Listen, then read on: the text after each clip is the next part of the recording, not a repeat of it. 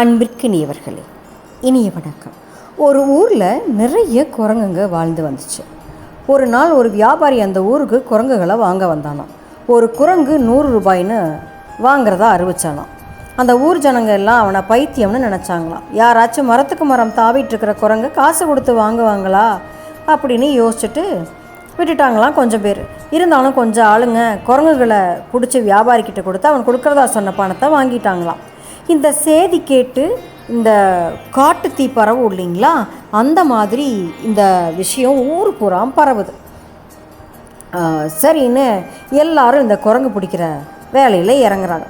கொஞ்ச நாள் கழித்து அந்த வியாபாரி ஒரு குரங்குக்கு 200 ரூபாய் தர்றதா சொன்னானா. அது வரைக்கும் சோம்பேறித்தனமாக வீட்லேயே இருந்தவங்க கூட உடனே குரங்கு பிடிக்க ஆரம்பிச்சிட்டாங்களாம்.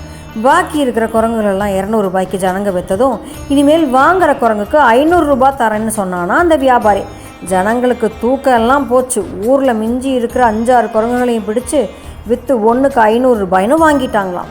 வியாபாரி அடுத்து என்ன அறிவிப்பு விட போகிறான்னு மக்கள் ஆர்வமாக காத்திருந்தாங்க.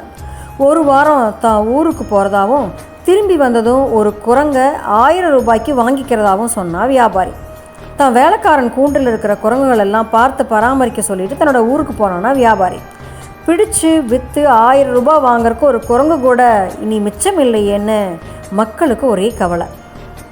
அதை பார்த்து அந்த வியாபாரியோடைய வேலைக்காரன் ஜனங்களுக்கு ஒரு குரங்கை 700 ரூபாய்க்கு விற்கிறதா சொன்னானா. இந்த செய்தியும் காட்டுத்தீ மாதிரி பரவுது.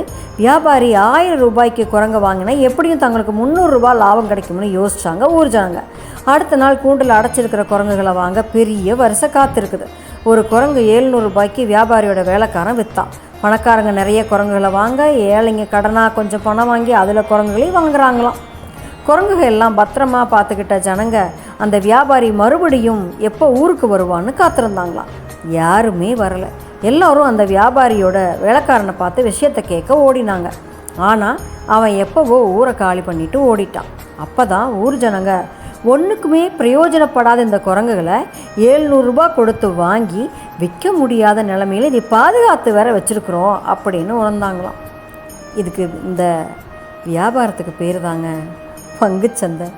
இந்த குரங்கு வியாபாரத்தில் கொஞ்சம் ஆட்கள் தாங்க பணக்காரங்க ஆக முடியும். பெரும்பாலான ஆட்களுக்கு குடிதாங்க மூழ்கி போகுது. ஏதாவது வேலை செய்யணுன்னா ரொம்ப நிதானமாக யோசித்து செய்யுங்க, சரிங்களா? நாளை சந்திப்போம். தோழமையிலே மகிழ்வுடன் விஸ்டம் மெட்ரிக் மேல்நிலைப்பள்ளி செய்யாற்றை வென்றார்.